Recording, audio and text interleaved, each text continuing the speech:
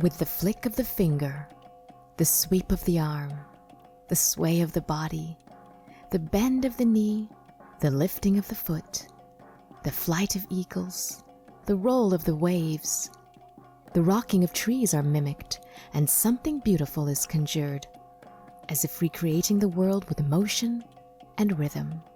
Manifesting in movements, the dancer also becomes one with nature and comes closer to the divine.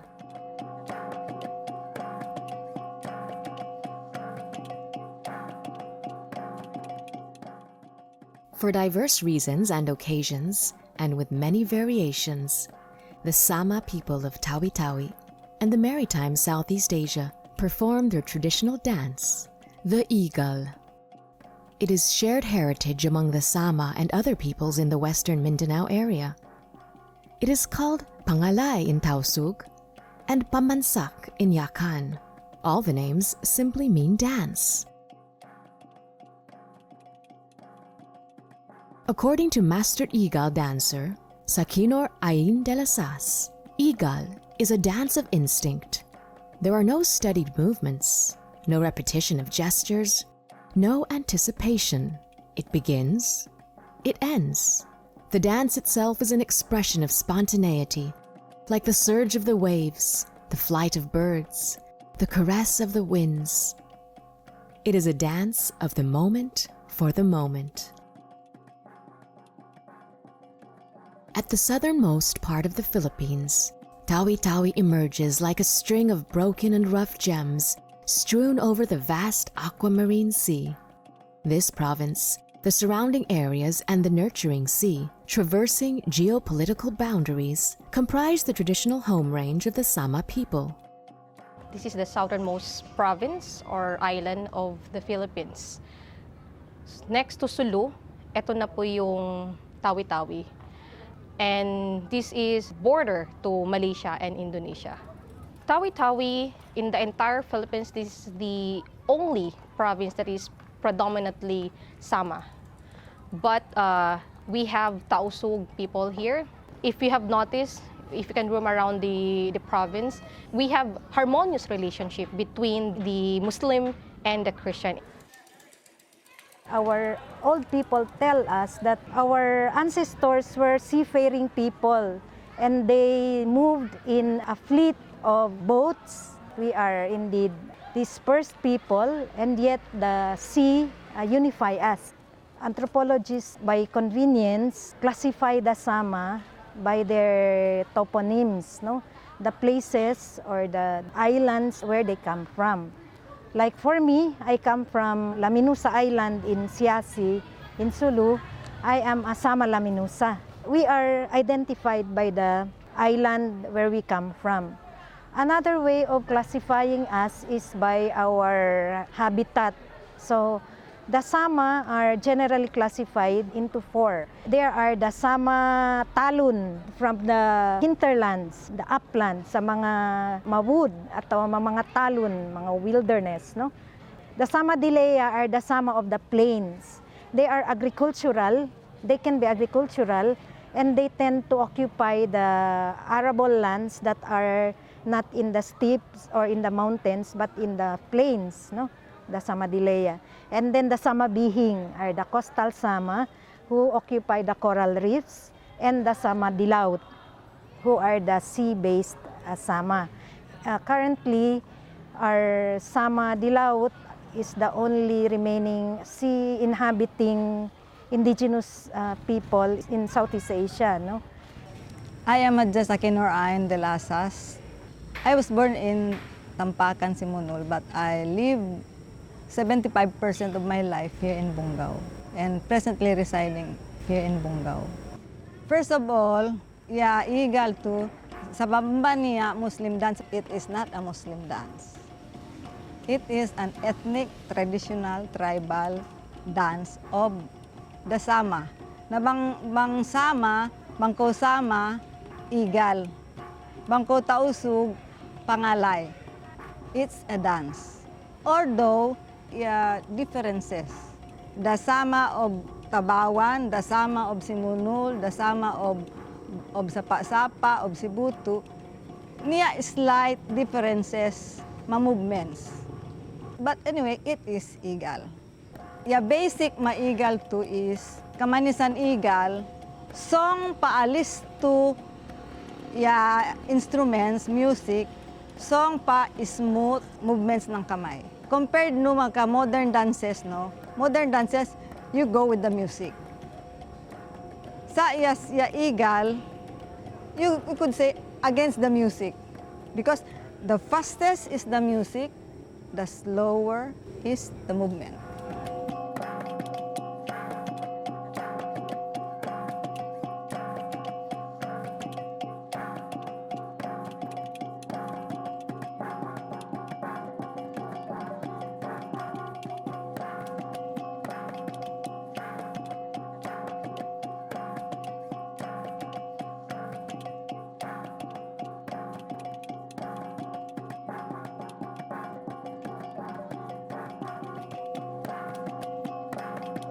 And mahan niya choreograph. It's not a choreograph movements. So no repeated style. It is parang random, at random siya. It comes out from your heart, from your mind. Minjalom, first of all, pasoron ni jombaran no, and then paluas no ya matangan no in your hands. The art forms were all originated as a form of performative devotion, no? So we perform, religion was performative. And then when we want to express that ecstasy with a divine manifestation, we move our bodies, so we dance. This has been there even at the time of our ancestors, and they were forms of devotive performances. They were meant to be a human practice of integration with nature. This is an old thinking. We believe in Tawhid. Tawhid is the belief in the unity in multiplicity of divine manifestation. So in all his multiple manifestations, there is unified. It bespeaks of his oneness. When, for example, in the dance form of Igal, the dance is not choreographed movement. The dance comes out spontaneously as the dancer is initiated by the music or the rhythm that she or he hears. In fact, ang Igal can be danced even without music. Even just the sound of nature can already induce a person to go into an Igal trance-like dance.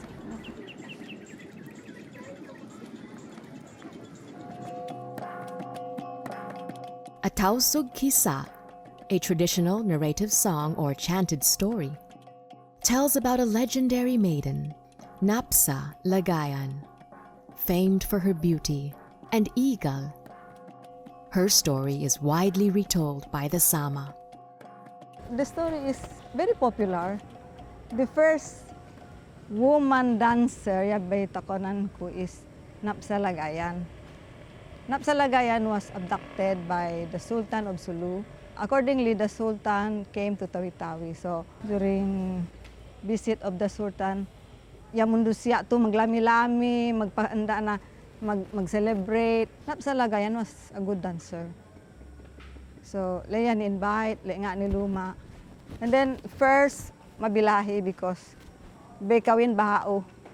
Bekawin bahao, and then halan na ni Malaysia, mag-usaha, mahagiluon. So, siyempre, bata ko ng lialana, maya bilahi. Na, siyempre, king, good sultan. So, force ya, force. Then nangigal. Pag igar na, movements lang, di pa siya tapos. Brought to Holo. Abducted to Holo. I think that was the beginning of the story. And I think, why Igal is almost the same with other Asian countries like Malaysia, like China. Because during those days, the Sultanate of Sulu and China have already trade. So parang trade siya. So siguro because of the relationship, kaya almost the same movements with Indonesia, with Thai. So ganon. But siyempre, we have our own specific movements naman.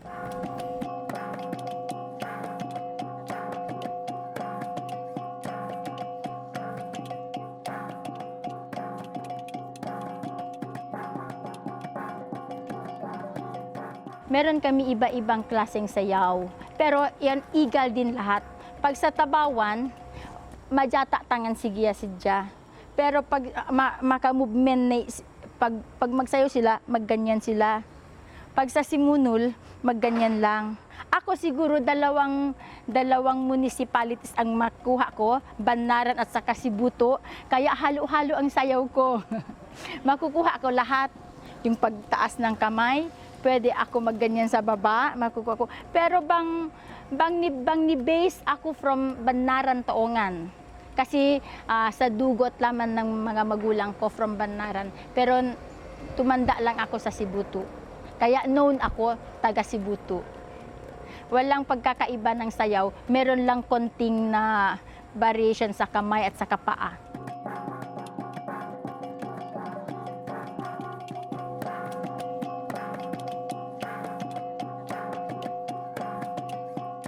Although imitations, there are basic steps na dapat din ya sabihin ni Bea. For example, Makomanjariya movements by Bigda movements. Mostly not. For example, in Simunul, to the people of Simunul, Igar Simunul, slide. You just want to feel the floor with your feet.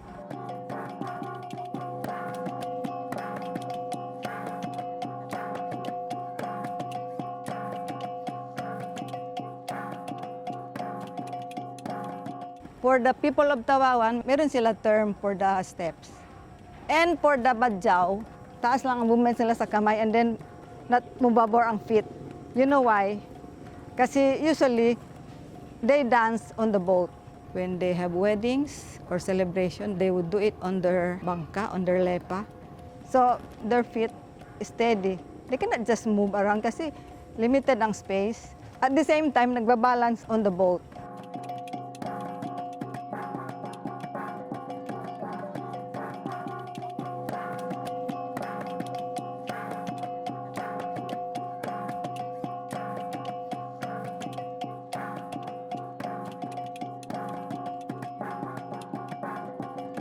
In the magsalba, the human medium allows the jinn to enter him, so that they can, both of them, can achieve a certain ecstatic state and be able to exact that oneness or yung ma-achieve niya yung divine realm. So sumasayaw siya.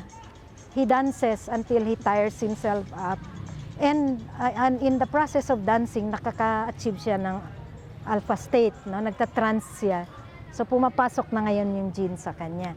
So ano yon? Igal yon. Igal jinn ang tawag doon, salva. Linggisan is just a variation of the igal. It's a dance imitating the flight of bird, usually the fish eating eagle. During this hour, especially during calm season like this, that's the time where we used to observe the flight of a linggisan.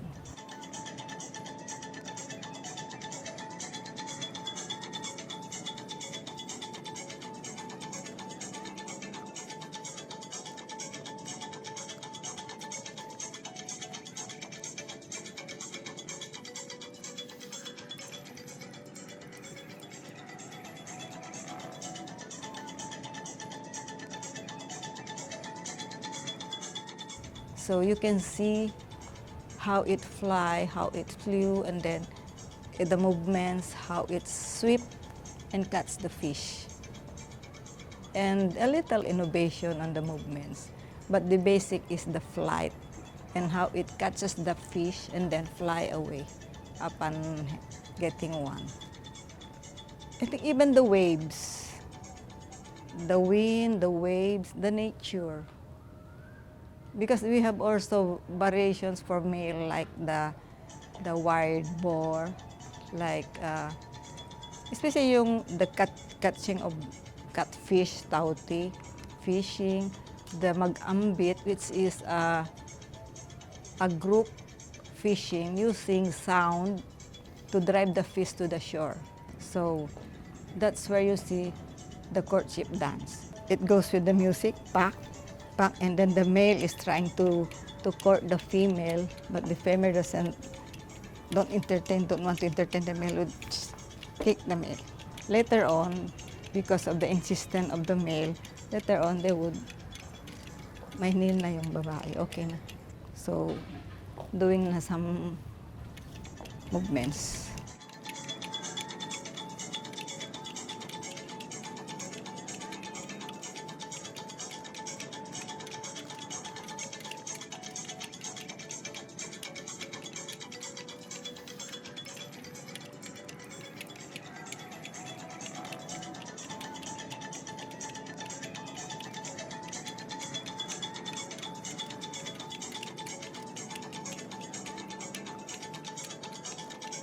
Ang beauty ng Igal is when how the artist can combine movement and non-movement. The duality of that opposition.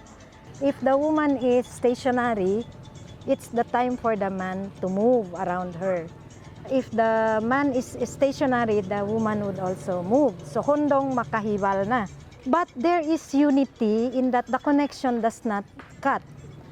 There should always be a connected gaze. If you are in the no movement position, you should always connect with the one moving through the gaze. So you look at the one moving. That's the unity in the multiplicity of Igal. So this is a Tawhid principle in the dance itself.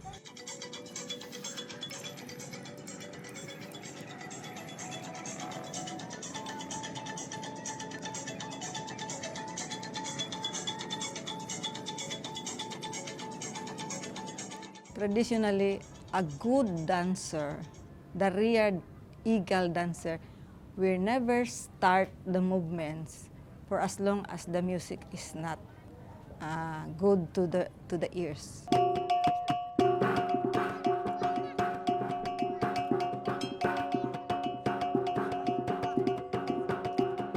It is also in the music, the dancer would get inspiration.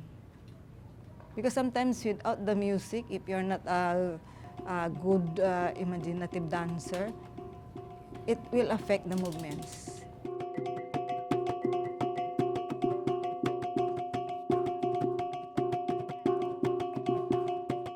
Now, for the sets of instruments, the basic one is the kulintangan with 8 pieces, from the small one to the bigger one. And to accompany the kulintangan, at least 1 agong. But usually we have 3 different sizes. We have at least 2 or 1 tambul drum. It's both sides. We played it like that. That's the traditional one. But if we have no available anymore, is that one piece.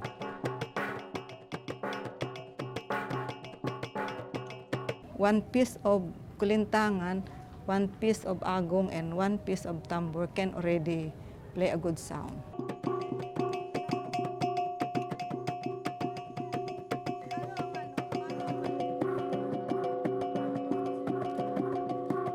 So this is the formal attire. You call this betawi, very yung pitted, and then should always be worn with a loose pants, the sawal. You wear this always with a habor tiyahian or kindang. Habor tiyahian yung tausog, kindang, sinama, and like this. Now when we just walk or attend any occasion, you just do it like that. Wear it like this. Or you can just have this like that. And then with your women accessories. But when we dance, we usually do it this way, as I've said, to cover the frontal areas of the woman.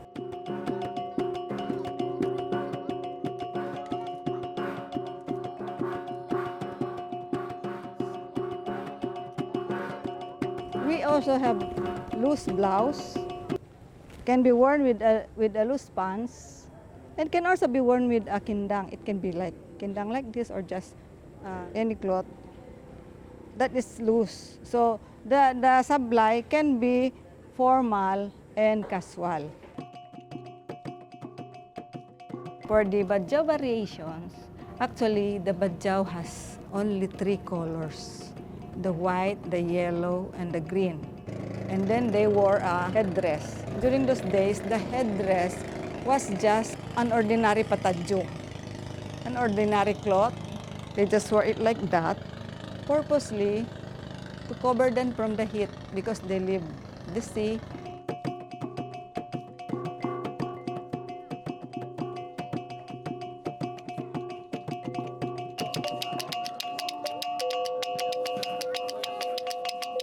Castanets. That is another variation of igal. So you use castanets. It's either bamboo or shell. The sound of the castanet should also accompany the instruments, should go with the instruments. It cannot also be contradicting.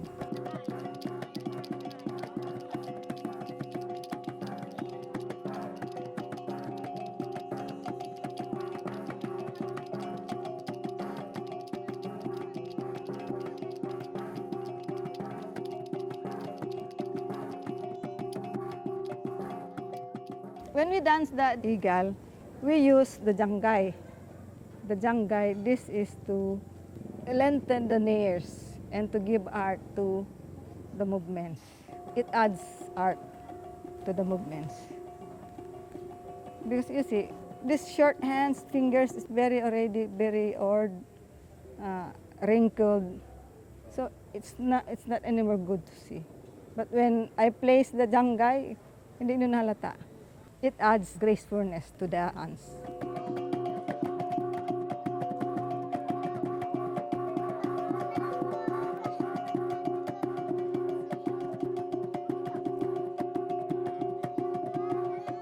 This actually, too much movement is taboo for the women.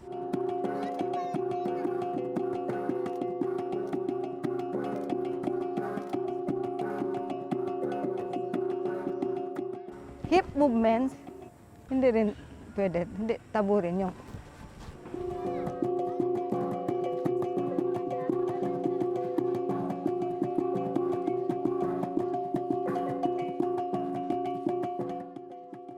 There is no stopping of hands, hindi yung nag-stop yan.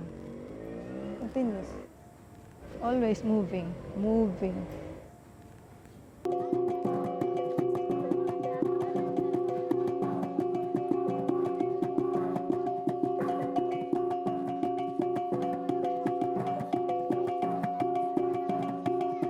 Important makami sama mag-igal kasi ito lang ya culture kami dapat hindi mahaluan ng mga modern. Dapat ipinahalagahan namin kasi pag mahaluan ito ng mawawala ang unang kultura ng mga ninuno namin. Kaya dapat meron talaga na hindi mahahaluan ng modernong sayaw. Dapat pinipreserve ang authenticity ng igal sa amin.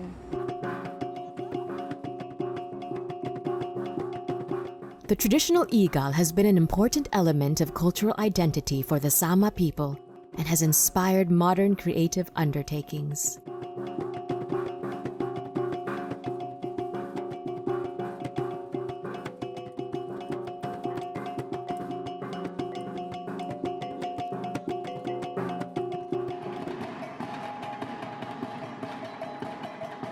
In Simonol, locals created a festival dance based on the igal.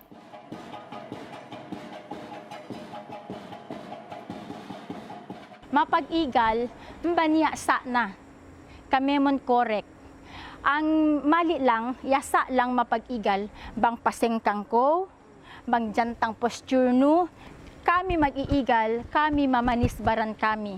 Kami nganda. Kaya mba ko jari nganda ni audience, ni anda nu, kaya nga ni pasod ni jalom ni anda tangan nu, bang manis ba iya usik, bang ni patadjusong pingga iya.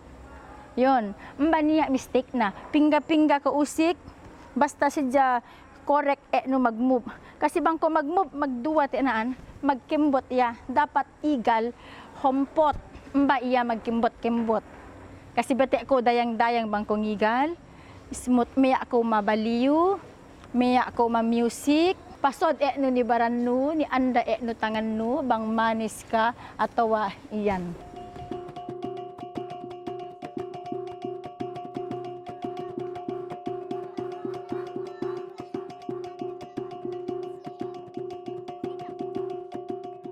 De Lasas says, it is difficult really to qualify the shining movement in Igal, or any artistic, creative expression for that matter. It is always a distinct, unique experience as you begin to let go. Set free yourself and let the fire of imagination take command of the instance.